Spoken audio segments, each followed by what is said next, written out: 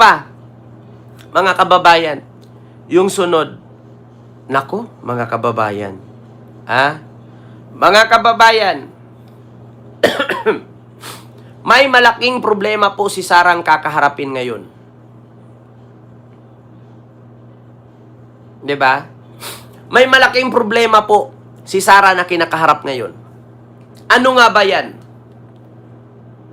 Mga kababayan, ngayon uso po ang korupsyon sa flood control. Ito mga kababayan, uso po ang problema sa flood control.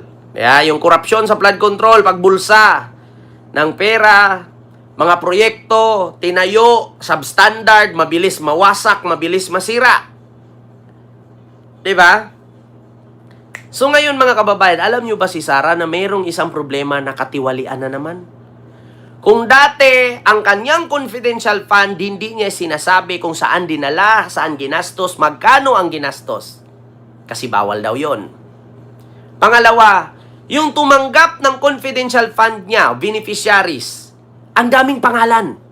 Merong Jugs Diluga, may Dudong Bungal, Dudong Barok, merong Harina, may Mickey Mango, Realme 8, Piuna, kung ano-ano pang pangalan. Tapos meron pa siyang Mary Crispiatos, akala ninyo mga kababayan na tapos na yon? Hindi pa. Meron pa siyang ghost student, 19,000 ghost student. Tumatanggap ng scholarship, nag-aaral pero multo. Nag-aaral sa paralan, walang katawan, pero nagbabayad ang gobyerno ng scholarship. Mga kababayan, may bago ngayon. Ano itong bago? Naku po, mga kababayan. Ito po. 1,000 classroom. Punyeta. 1,000 classrooms na tagpo ang incomplete sa DPWH Infrastructure Project. Nako po, panibago. Kung dati, may 19,000 student na multo or ghost student na pinunduhan ng gobyerno. Ngayon naman, 1,000 classroom.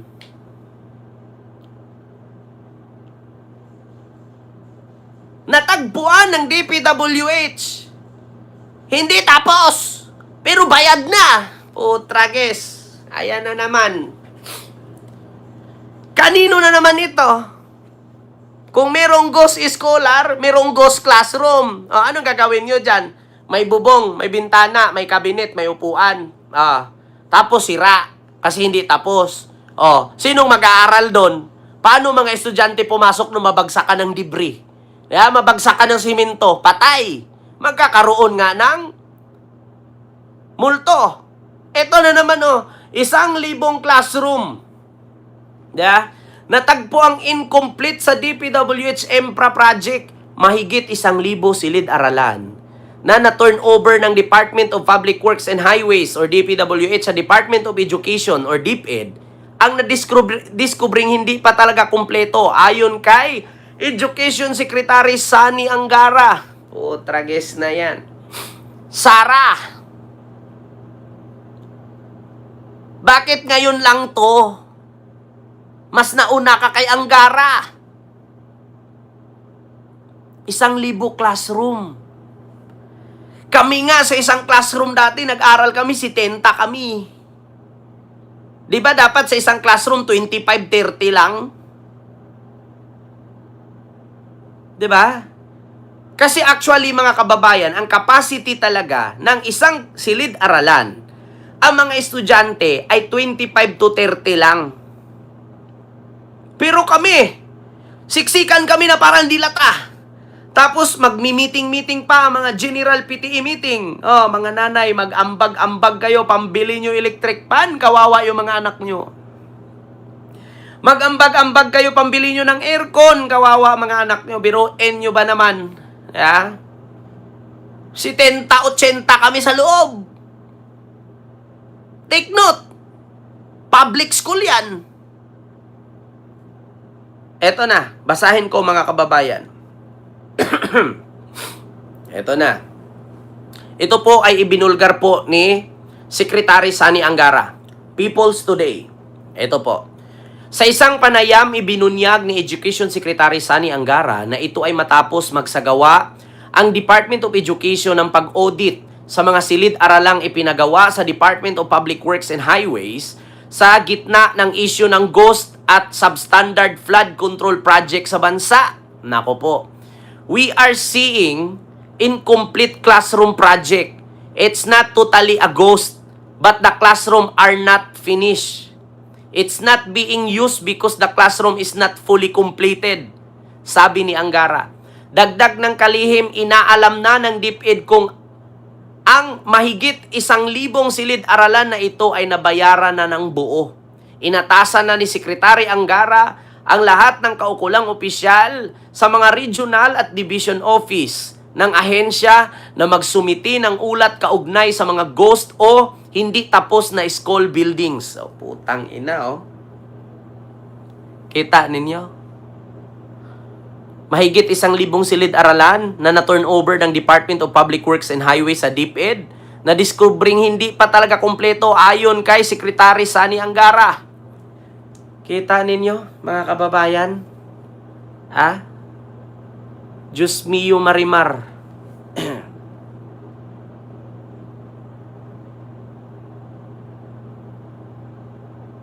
Diyos ko po. Kita ninyo? Confidential fund, hindi masabi-sabi. Ghost student, hindi masabi-sabi. Nutriban, 6 billion, mahigit 6 billion halaga ng pagkain para sa mga estudyante na bubulok lang. Tapos ito ngayon, 1,000 classroom. Hindi na tapos-tapos. Na tinun-over. Tapos, meron pang 19,000 ghost student. Putang ina talaga, oh. Tapos sasabihin na naman niya, walang alam. Pero, yung ginamitan nila ng 15 million, yung Armed Forces of the Philippines, ginawaan ng peking resibo, na ang sabi, yun daw seminar ng Armed Forces sa mga youth. Gastos daw ng DepEd yan. 15 million, resibo. Ending, sumagot ang Armed Forces. Hindi po yan totoo, wala po kami natanggap. O, kanino napunta yon? Yung 15 million na yon. Kanino napunta? Asaan na yon? Ba't walang managot? Walang nakukulong. Baka nakalimutan ninyo yan, mga kababayan. Eto OBP 15 million sa EFP. So, ibig sabihin po, hinihingi nyo lamang po itong mga documentation na to para lang ma-justify kung paano ginamit. Pero in actual, hindi talaga doon ginamit. Tama po ba? Parang gano'n ang pagkakaintindi ko eh. Parang hinihingi nyo lang po yung certification nung nilabasan na kayo ng AOM. Tama po. Tama po. Nung lumabas po yung AOM, Saka kayo humihingi nito. kailangan daw po ng evidence of success. Yes. So kahit na hindi doon ginamit, gumawa kayo ng mga documentation na parang doon ginamit. Parang ganun. Kung tama po yung Diba? Kailangan daw po ng documentation of success. So ang ginawa nila, kumuha sila ng resibo, gumawa sila certificate na success daw, nilagay nila 15 million. Pero nung tinanong ang Armed Forces of the Philippines, meron ba kayong natanggap mula sa DepEd? Wala po. Gastos po yun ng mga taga-local government. Sila po yung nag-aambag-ambag nun para makapunta po sa seminar yung mga bata. Kita ninyo? Inamin mismo ng abogado niya. Maraming salamat po, Ma'am Susana. Thank you so much po. Ma'am Susan Louie. Ayan, maraming salamat po sa yung $5. Thank you so much po. Ito pa, continue. Intindi ko. Hindi naman po Kasi lumalabas po, hindi naman po itong ginamit yung confidential fund. Pero itong documentation na in-issue po nila Yusek Mempin, yun ang sinabit natin sa COA just to justify yung AOM. Mr. Chair, again, this is just under my impression nung nakuha ko yung certification po. The certification po kasi, when I read it, stated that they conducted yung mga YLS based on the information received from... Kita ninyo mga kababayan, gagawa ka ng resibo, lalagay mo 15 million, tapos ilagay mo sa armed forces, tapos nung tinanong ang armed forces kung natanggap, wala, kanino napunta yun? Yun palang kukulong na sila lahat dun eh, pero walang nakulong. Ang galing nila, 16 na abogado ba naman? Saan napunta yung 15 million ngayon? Thank you. Kukuha ka ng certificate na may nag-seminar. Tapos ipasa mo sa DepEd ngayon. Pipirmahan naman ng Vice President. Okay, 15 million. Saan to galing? Sa Armed Forces yan. Seminar ng mga youth. Tapos, kailangan ng resibo kasi patunay daw na success. Saan mapupunta yung 15 million? Hindi man napunta sa DepEd, hindi naman napunta sa Armed Forces. Sila-sila lang. 'Di ba? Sila-sila lang nag-manipulate.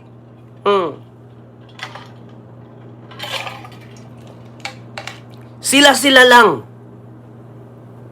'Di ba? Kaya 'yon, 'di ba, Sir Michael Villaren? Kita nyo na, pinagluluko na tayo ng mga taong bayan. Pero hindi nakukulong, walang nananagot, tahimik lang, kasi confidential nga. Di ba? Certification issued by 7 times 15. Ilan po? certification issued by the AFP was used by DepEd to justify the payment of reward to informers. I just want to have this last question for the AFP. When you issued the certification, were you aware that this will be used to justify the 15 million payment of rewards by the DepEd? Di ba? Can we hear from Major General Bahaw? May I be recognized, Mr. Chair? Thank you, Yes, ma'am. Major General Bajo. Of all the letters or certifications issued to DepEd po for The using... question, General, is whether you were aware that the certification will be used to justify the 15 million reward to informers. We are by not, the- ma'am. You are not aware. Yes, ma'am. Can we hear from Colonel Panopio? Mr. Chairman, Your Honor, we are not Colonel aware. Panopio, you recognize? Yes, ma'am, Mr. Chairman. Were you aware? We are not aware, Your Honor. You were not aware? Colonel Boransing, Kita ninyo?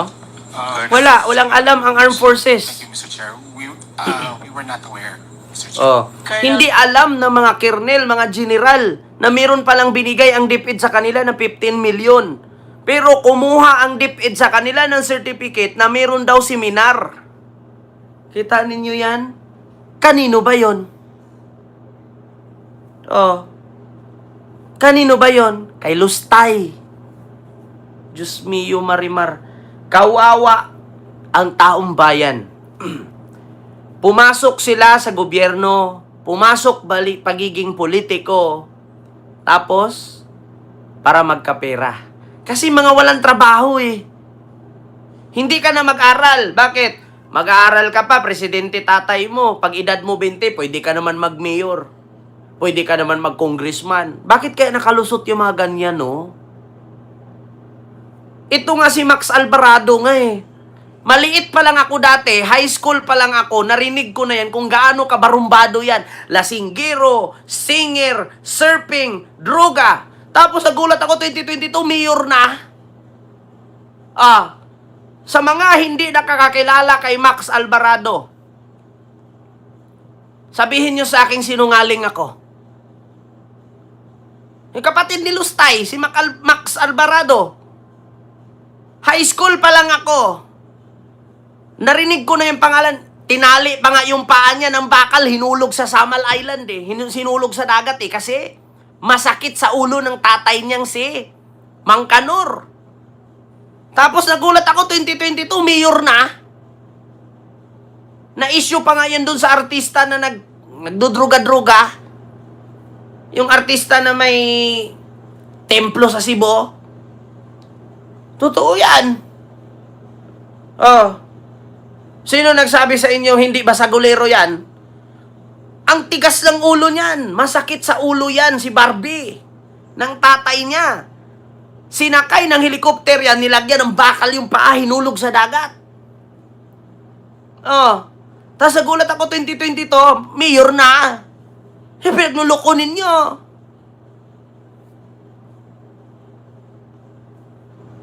Oh, sa mga nakakilala kay Max Alvarado, kay Barbie, sabihin nyo sa akin, sinungaling ako. Huwag na tayo magsinungaling, mga taga Davao. Mamamatay na lang kayo dyan sa baha. Sisinungaling pa rin kita, takpan nyo pa rin.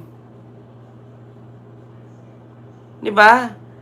Nagulat ako. 2020, year 2000, 2016, basagulero yan, si Barbie. Tapos nagulat ako, 2022, mayor na. Sino pinagluloko ninyo? Makikita mo naman yung katawan niya parang gasol na branded. Yeah, ano ibig sabihin ng gasol na branded? Parang gasol na pinaupo na puro tato. Yun ang totoo. Tapos asa nyo, sila ang pag-asa sa bayan. Meron pa silang year. Si Lustay, 2028. Tapos si Iyutman, sa sunod na naman, another 6 years. Tapos si Barbie, another 6 years. Tapos si Ilong, another 6 years. Sa tingin ninyo, magbago ang buhay natin pag sila ang namuno? Putang ina, pamilya nga nila, hindi magkakasundo. Kita ninyo? Ako na mismo nagpapatunay. Pamilya nga nila, hindi sila magkakasundo. Bayan pa kaya? Di ba? Alam ko, mga taga Davao, bubo kayo. Hindi ko naman nila lahat, mga DDS lang. Pero hindi kayo bungol. Hindi kayo bulag. Di ba? Tignan mo, 3 sila na sa Kongreso ngayon. Anong ginawa? May proyekto, may project, may batas. Tapos sasabihin nyo, Lustay, para sa 2028, pag-asa sa bayan, putang ina. Yung lugar nga nila kasimpleng problema, baha lang hindi na solusyonan. Buong Pilipinas pa kaya? Tignan mo, ninakawan na kayo ninakawan, bungol pa rin kayo, bulag pa rin kayo, bobo pa rin kayo. Di ba? Yan ang totoo. Tanin nyo, 1,000 classroom, hindi tapos, tino-turn over. May ghost student, may incomplete classroom. Saan mag-aaral yung multong estudyante? Doon sa sira na classroom. Bakit? Paano naging ghost yun? Nabagsakan ng simento, nabagsakan ng bakal. Pumasok, sobrang init, walang teacher. Bakit? Sira yung classroom, 1,000. Yeah? Kita nyo yan? Ito, yung sunod, mga kababayan.